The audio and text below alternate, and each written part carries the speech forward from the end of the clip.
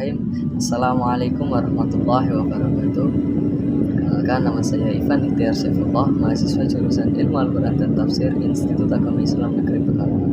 Di sini saya akan menerangkan sebuah tafsir Al-Quran, yaitu pada Quran surat Al-Luqman ayat 27. A'udzu billahi minasyaitonir rajim. Bismillahirrahmanirrahim. Walau annama fil ardi min syajaratin aqlamu wal bahru yamudduhu min ba'dihi sab'atu abhurin ma nafidat kalimatullah innallaha azizun hakim. Al-ayat sadaqallahul adzim.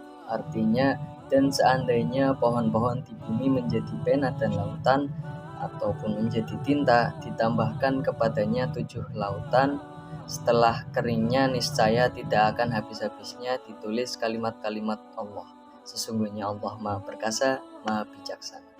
Dalam tafsir Ibnu Katsir menyatakan bahwa seandainya semua pohon yang ada di bumi ini dijadikan sebagai pena-pena dan sebuah lautan yang ada sebagai tintanya, lalu ditambahkan kepada 7 lautan lagi yang semisal untuk menulis kalimat-kalimat Allah yang menunjukkan kepada kebesarannya, sifat-sifatnya, dan keagungannya, pastilah pena-pena itu akan patah dan semua laut menjadi kering, sekalipun ditambahkan lagi berkali-kali lipat sarana yang semisal. Ar-Rabi Ibnu Anas mengatakan, sesungguhnya perumpamaan dari ilmu semua hamba Allah dibandingkan dengan ilmu Allah sama dengan setetes air dibandingkan dengan semua lautan yang ada.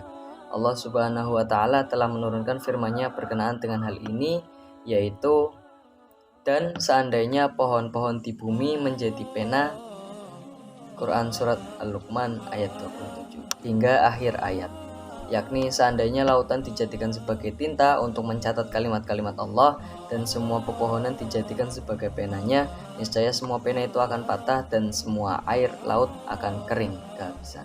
Sedangkan kalimat-kalimat Allah masih tetap utuh, tiada suatu apapun dan juga tidak ada suatu apapun yang membatasinya. Karena sungguhnya seseorang tidak akan mampu memperkirakan batasannya dan tiada seorang pun yang dapat memujinya sesuai dengan apa yang selayaknya bagi dia, melainkan hanya dia sendirilah yang mengatakan pujian itu sebagaimana dia memuji dirinya sendiri.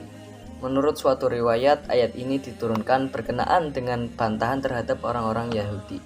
Ibnu Ishaq menyatakan, telah menceritakan kepadaku Muhammad ibnu Abu Muhammad dari Sa'id ibnu Jubair atau Ikrimah dari Ibnu Abbas bahwa para pendeta Yahudi berkata kepada Rasulullah SAW di Madinah, "Hai Muhammad, bagaimanakah pendapatmu tentang ucapanmu?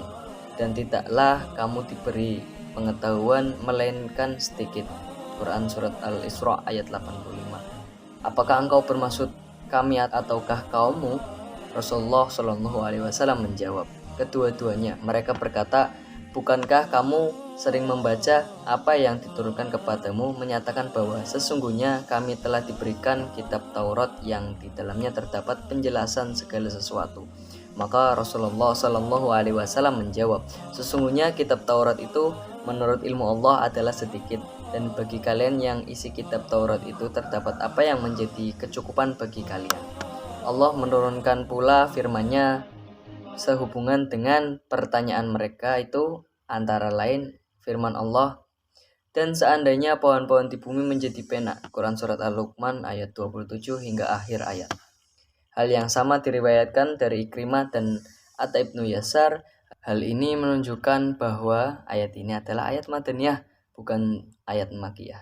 Tetapi menurut pendapat yang terkenal, ayat ini adalah ayat Makkiyah. Hanya Allah yang Maha mengetahui. Dan juga adapun kata-kata pilihan dalam surat Luqman ayat 27, yaitu kata aqlam. Ia adalah bentuk jamak dari al-kalam, artinya pena yang menjadi alat penulis dan tidak dinamakan pena kecuali selepas diraut, tetapi dinamakan batang. Ibnu Faris berkata, ia menunjukkan penyamaan suatu selepas diraut dan diperbaiki. Oleh itu al-kalam dinamakan pena karena ia diraut ataupun disamakan ujungnya sebagaimana menyamakan ujung kuku Dengan cara memotongnya, ia juga bermakna anak panah yang dipilih antara suatu kaum bagi pemburu pada bulan purnama. Lafaz ini disebutkan 2 kali di dalam Al-Quran, yaitu dalam surat Al-Imran ayat 44 dan juga surat Luqman ayat 27. Kata dalam bentuk jamak ini mengandung 2 makna. Yang pertama, bermakna anak panah sebagai alat untuk bertaruh, seperti yang terdapat dalam surat Al-Imran. Adapun makna yang kedua, bermaksud pena. Ibnu Katsir berkata dalam menafsirkan ayat ini, sekiranya semua pohon-pohon di bumi ini dijadikan pena dan lautan ditambah 7 lautan lagi sebagai tinta untuk menulis kalimat-kalimat Allah, mengisyaratkan kekuasaannya, sifatnya, keagungannya, pasti hancurlah pena itu dan habislah tinta itu. Sebagaimana juga yang ditafsirkan oleh Asy-Syakri dan As-Sabuni. Mungkin cukup sekian yang bisa saya jelaskan untuk penafsiran ayat 27 dari surat Al-Luqman ini. Kurang lebihnya apabila ada salah kata saya mohon maaf. Wabillahi taufiq wal hidayah. Wassalamualaikum warahmatullahi wabarakatuh.